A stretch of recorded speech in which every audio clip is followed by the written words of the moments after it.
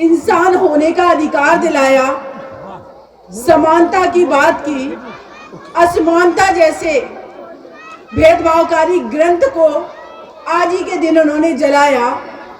ऐसे हमारे महापुरुष, ऐसे क्रांतिकारी महापुरुष, संविधान निर्माता, जिनके लिखे संविधान के द्वारा आज मेरा भारत अभी भी एकता और अखंडता की आधार पर एकजुट है, ऐसे महामानव बाबा भीमराव अंबेडकर जी के लिए एक बार आप जोरदार नारा लगाएंगे।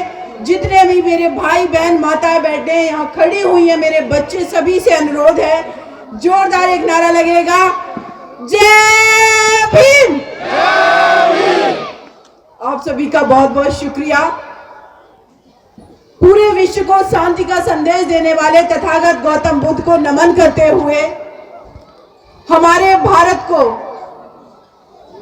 हमारे विविधतापूर्ण भारत को, जहां पर अनेक भाषाएं, अनेक रंग रूप के लोग रहते हैं, अनेक तरीके का खान पान है, उसके बावजूद भी मेरे भारत को एकजुटता की जंजीरों में पिरोने वाले, एकजुटता, अखंडता, एकता अक्षुण्ण बनाए रखने का लिए जो दस्तावेज जिन्होंने लिखा, बाबा भीमराव अंबेडकर जी को नमन करते हुए इस देश में सामाजिक क्रांति के साथ साथ राजनीतिक क्रांति के दूत मानवर साहब कांशीराम जी को नमन करते हुए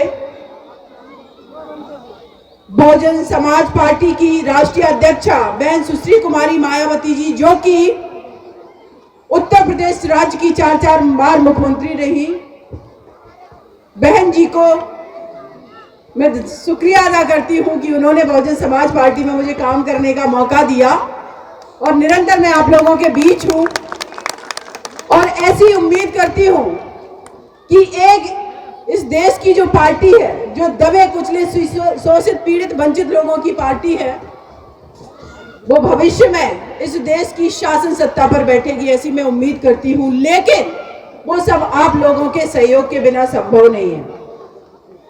मुझसे बहुत लोगों ने सवाल किया कि आप बहुजन समाज पार्टी में क्यों, आप तो इतनी पॉपुलर थी। तो मेरे भाइयों, माताओं, बहनों, आप लोगों को एक बात मैं बता देना चाहती हूँ। नो डाउट कि आज हम एक लोकतांत्रिक देश में जी रहे हैं। यहाँ पर हर व्यक्ति का, चाहे वो जनरल कैटेगरी का हो, ओबीसी हो, एससी एसटी माइनॉरिटी हो, जैसे कि बहुजन शब्द का सबसे पहले प्रयोग तथागत गौतम बुद्ध जी ने किया था।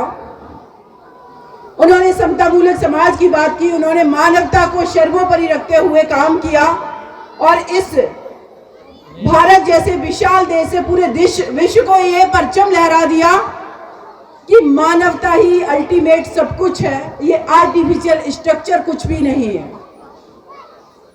तो हमारी जो पार्टी की आइडियोलॉजी है, हमारा जो विजन है, जो हमारा मिशन है, जो हमारा उद्देश्य है, वो तथागत गौतम बुद्ध के विचारों से लेकर के मानवर साहब बाबा साहब अंबेडकर जी से लेकर के महात्मा ज्योतिबा फुले, छत्रपति साहू जी महाराज, शिवाजी से लेकर के कितने हमारे महापुरुषों के संघर्ष और बलिदान की देन है कि आज हमारे ये समाज अपने हक अधिकार के लेकर के अवेयर है।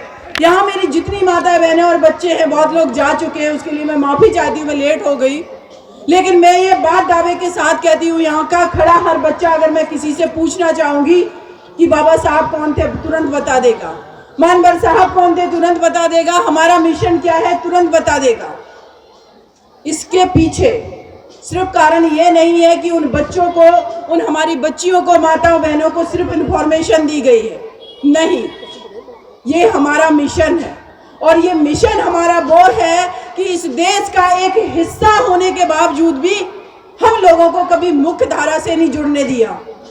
पानी पीने का अधिकार नहीं हमें दिया गया, हमें एक साथ रेस्टोरेंट में खाने का अधिकार नहीं दिया गया, हमें इस देश के अंदर ऐसा व्यवहार किया गया कि हम इंसान ही नहीं हैं। तब फिर उस धर्म की बात होगी जिसने मानवता का पाठ पढ़ाया, और वो है हमारा बौद्ध धर्म, महात्मा बुद्ध, जो कहते हैं कि करुणा ही सब कुछ है।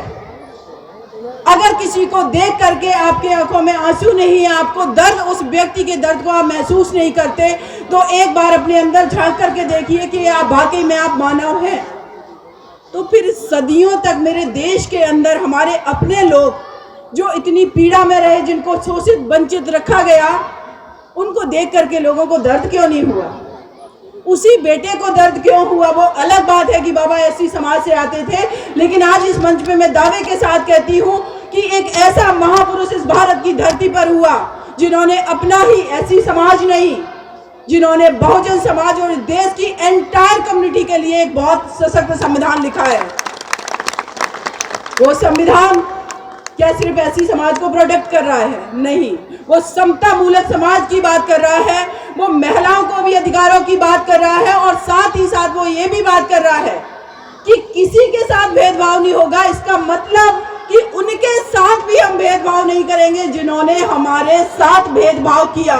ऐसे महापुरुष के विचारों से ये संविधान लिखा गया। समझिए अपनी ताकत को, समझिए अपनी आइडियोलॉजी को, समझिए अपने विचारों को। मैं इस मंच की आयोजन समिति के जितने मेरे भाई हैं, उन सभी का मैं तहे दिल से शुक्रिया अदा करती हूँ कि ये कार्यक्रम आप लोग हर साल इसका आयोजन करते हैं, और इस बार इस मंच पर आपने मुझे ये मौका दिया। मैं आप लोगों का तहे दिल से शुक्रिया अदा करती हूँ, और ऐसे कार्यक्रम देश के कोने कोने में होने चाहिए, क्योंकि मानवता का पाठ पढ़ाने वाला जो कार्यक्रम है, जो समता मूलक समाज की बात करने वाला कार्यक्रम है, जिसकी जड़ में ये है कि इस देश का अगर कोई व्यक्ति, चाहे वो किसी भी समाज का है, भूखा है, शोषित है, पीड़ित है, वंचित है, तो उसके लिए हम खड़े हैं। तो फिर ऐसे मंचों से ये बात होनी ही चाहिए। फिर ऐसे समाज को इस देश का क्यों ना करता धरता बना दिया जाए, प्रधानमंत्री बना दिया जाए, मुख्यमंत्री बना दिया जाए, लीडरशिप दे दी जाए, क्योंकि हम ही तो वो लोग हैं जो भेदभाव नहीं करते हैं, भेदभाव के खिलाफ लड़ते हैं। और जो भेदभाव के खिलाफ लड़ेगा, उससे बड़ा कोई राष्ट्रवादी नहीं हो सकता है, क्योंकि भेदभाव बॉर्डर पर नहीं हो रहे हैं, भेदभाव अपने देश के अंदर हो रहे हैं। अपने लोगों को नीचा दिखाने के लिए, तोड़ने के लिए, उनके हक अधिकार को छीनने के लिए हो रहे हैं। तो इस भेदभाव से कमजोर कौन हो रहा है? क्या एक सिर्फ कम्युनिटी कमजोर हो रही है? नहीं, ये देश कमजोर हो रहा है। जब इंटरनेशनल लेवल पे कोई भी मानक आते हैं कि भारत पूरे विश्व में गरीबी की रेखा में सूचकांक में कौन से स्तर पर है, तो हम निचले पायदान पे चले जाते हैं। पत्रकारिता के क्षेत्र में, लोगों को स्वतंत्रता के क्षेत्र में कौन के नंबर पर हम पायदान में नीचे चले जाते हैं। कई एक सूचकांकों में हम अपने पड़ोसी देश श्रीलंका, बांग्लादेश और पाकिस्तान से भी पीछे हैं। तो ये किसकी बात हो रही है? मेरे देश भारत की बात हो रही है, जिसको हम सब बहुत प्यार करते हैं। तो ये उस कम्युनिटी को, जिसकी बहुसंख्यक आबादी अगर आज भी भूखी सो रही है, शोषित, पीड़ित, वंचित है, पढ़ने का अधिकार नहीं है, उनके पास हॉस्पिटल में व्यवस्था नहीं है, तो ये मेरे देश की अंदर की दशा को दर्शाता है। ये मेरा देश कमजोर हो रहा है।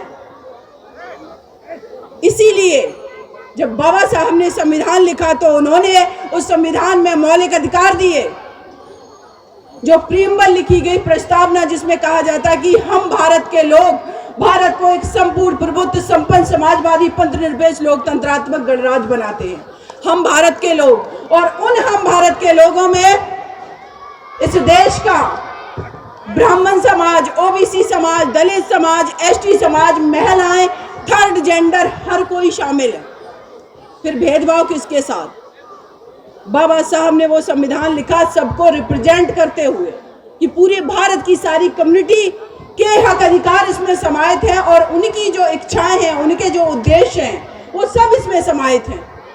तो ये हम लोगों को विचार करना है कि हम ऐसे समाज से आते हैं, हम ऐसी पार्टी की आइडियोलॉजी से आते हैं। हमारा मिशन इतना स्ट्रांग है कि विश्व के किसी भी मंच पर हम अपने आप को जस्टिफाई कर सकते हैं। वी आर अ मानवतावादी पार्टी। हमारे पास बुद्ध है, हमारे पास बाबा साहब हैं, हमारे पास महानवर साहब कांसीराम हैं, हमारे पास छत्रपति साहू जी महाराज हैं, जिन्होंने सबसे पहले अपने साम्राज्य के अंदर, अपने राज्य के अंदर 50% रिजर्वेशन दिया था। ये रिजर्वेशन कोई किसी को खैरात में नहीं दिया जाता है, चाहे वो संविधान में दिया गया हो, या फिर वो छत्रपति साहू जी महाराज ने दिया हो, या किसी भी एजेंसी में कहीं पर भी अगर उनको रिप्रेजेंटेशन है, तो इसके पीछे उद्देश्य है। छत्रपति साहू जी महाराज से एक उनके प्रधान सचिव थे, उन्होंने सवाल किया कि जिन लोगों को आपने रिजर्वेशन दे दिया है ये लोग तो इस काबिल ही नहीं है कि काम नहीं कर पा रहे हैं। उन्होंने कहा कि अगर ये काबिल नहीं है तो उसके लिए भी हम लोग जिम्मेदार हैं। जिनको हमने अपने समक्ष नहीं बैठाला, जिनको हमने पढ़ाया नहीं, पढ़ने नहीं दिया, पढ़ने से रोका, जिनको हमने पानी नहीं पीने दिया, जिनको हमने इंसान नहीं समझा, अचानक से अगर हमने उनको रिजर्वेशन के माध्यम से नौकरियां दे भी दी तो हम कैसे उम्मीद कर सकते हैं? ये भी हमारी ही कमी है। और इस कमी को मुझे लगता है कि जो रिजर्वेशन दिया जाता है, और आज भी बहुत लोग छीटाकशी कर देते हैं इस बात की लेकर के कि काबिलियत नहीं है, नंबर कमाए फिर वहां पहुंच गए। मैं कहती हूं इक्वल लेवल पे उन दोनों बच्चों की, चारों पांचों बच्चों की, जितनी एंटायर कम्युनिटी की मैं बात कर रही हूं, इक्वल माहौल दे दो, एक जैसा वातावरण दे दो, फिर कंपटीशन करवाओ कौन काबिल निकलता है कौन नहीं। डिस्क्रिमिनेटरी फंक्शन में आप इक्वलिटी की बात कर रहे हैं, इसका मतलब है कि जहां डिस्क्रिमिनेशन एक्चुअल में है, एजुकेशन में, हेल्थ में, फूड में, हमारे बच्चों को इस देश के अंदर अगर अभी अगर सर्वे करवा लिया जाए, एनीमिक महिलाओं को अगर देख लिया जाए, या जो कुपोषण के बच्चे हैं, आप देख लेना पर्टिकुलर कम्युनिटी के लोग ही निकलेंगे, बच्चे निकलेंगे। क्यों? जिनके पास प्रॉपर न्यूट्रिशंस नहीं है, वो बच्चा कैसे अपने ब्रेन का उस लेवल पे इस्तेमाल करके उतना अच्छा परफॉर्मेंस कर पाएगा? हमारी ये लड़ाई उस लेवल तक होनी चाहिए। रिजर्वेशन तो बहुत छोटी चीज है, मिड डे मील जैसा कॉन्सेप्ट क्यों लाया गया? तो इन सारी चीजों की ये लड़ाई हमारी, मेरे भाइयों बहनों माताओं, बहुत बड़ी है। रिजर्वेशन बहुत छोटी चीज है, हमें रिप्रेजेंटेशन अब चाहिए। रिप्रेजेंटेशन का सीधा मतलब है कि अगर सरकार सोशलिज्म जो है, समाजवाद के तहत समाज कल्याणकारी राज्य की स्थापना नहीं कर पा रही है, और पूंजीपत कंपनियां जो हैं, पूंजीपति है, अगर उनके पास में हमारे पीएसयू चले गए हैं तो वहां पर भी हमारा रिप्रेजेंटेशन होना चाहिए, इंश्योर किया जाना चाहिए। क्योंकि सरकारी नौकरियां खत्म है, आपने प्राइवेट चीजों को कर दिया है, तो वहां पर तो वही लोग पहुंचेंगे ना जो पहले से बहुत ज़्यादा वेल एजुकेटेड है, अब्रॉड पढ़ के आए हैं, जिनके पास इंग्लिश मीडियम स्कूल है, जिनके पास कॉन्वेंट स्कूल हैं। हमारे देश के अंदर अभी भी हमारे आपके बच्चे प्राथमिक विद्यालय में पढ़ रहे हैं ना, वहाँ पर टीचर की उतनी अच्छी क्वालिटी है, ना संसाधन है, सारी चीज़ें नहीं हैं। तो फिर हमारी लड़ाई वहाँ तक पहुँचनी चाहिए। इस देश की नदियों पर अधिकार होना चाहिए, इस देश के पहाड़ों पर अधिकार होना चाहिए, जहां माइनिंग हो रही है, जहां पत्थर खोदे जा रहे हैं, जहां पर हीरे जवाहरात निकल रहे हैं, जहां पर गोल्ड निकल रहा है, चाहे वो कोलार की खान हो, जहां पर सीबीआई हमारी है, सीबीआई में हमारे लोग होने चाहिए, जिससे कि बहुजन समाज का अगर कोई नेता उभर करके आगे आता है तो उसको फॉल्सली इम्प्लीकेट ना किया जाए, ईडी से न डराया जाए। और साथ ही साथ जो पूरी बॉलीवुड इंडस्ट्री है, वहां पर जो फिल्में बन रही हैं, आप लोगों ने कभी सोचा कि उन फिल्मों के अंदर जो दर्शाया जाता है, आज भी कभी भी उन मूवीज में आप देखना एससी, एसटी, ओबीसी, माइनॉरिटी का कोई व्यक्ति जाकर के राजा के रूप में नहीं दिखाया जाता है। ये माइंडसेट है हमारा। तो मैं कहूंगी, अपने आप को राजा समझिए। हमारे पास इस देश का एक सबसे बड़ा राजा हुआ है, जिसके द्वारा लिखे गए संविधान से इस देश का पूरा सिस्टम संचालित हो रहा है। चाहे वो प्रधानमंत्री कैसे बनेगा, कैसे हमारी कैबिनेट वर्क बनेगी, कौन राष्ट्रपति बनेगा, राष्ट्रपति का चुनाव कैसे होगा, विधानसभा के चुनाव कैसे होंगे, एक बच्चे का अधिकार कैसे हो, क्या होगा, एक महिला का अधिकार क्या होगा, सारी कम्युनिटी के अधिकार क्या होंगे, ये सारी चीजें पूरा एक बहुत स्ट्रॉन्ग, पूरे विश्व का सबसे बड़ा दस्तावेज लिखने वाले आपके हमारे बाबा साहब भीमराव अंबेडकर जी ने लिखा। तो हम लोग कौन है? एक्चुअल में हम लोग किंग हैं, और ये फीलिंग हमारे अंदर भावनाएं होनी चाहिए। हम किसी से कमजोर नहीं है, हम किसी से नीचे नहीं है, इस चीज का हमेशा याद रखना है। और साथ ही साथ मैं एक और बात कहूंगी, शाम का समय हो गया, मेरी माता बहनें घर चली गई, उनके ऊपर परिवार की जिम्मेदारी होती है। लेकिन ये बात मैं इसलिए कहना चाहती हूँ कि माता और बहनों से ज्यादा ये बात मेरे भाइयों को सुनना बहुत जरूरी है, और इम्प्लीमेंट उनको करना बहुत जरूरी है। आपके घर में जो एक स्त्री है, चाहे वो माँ के रूप में हो, बहन के रूप में हो, आपकी बेटी के रूप में हो, वो भी इस देश की आधी आबादी है। आप लोग जितने यहाँ खड़े हुए हैं, अगर इतनी ही हमारी माताएं बहनें, आपके घर की जो बेटी माँ है, बहू है, पत्नी है, जो भी है, आप समझो जस्ट डबल हो जाते हो।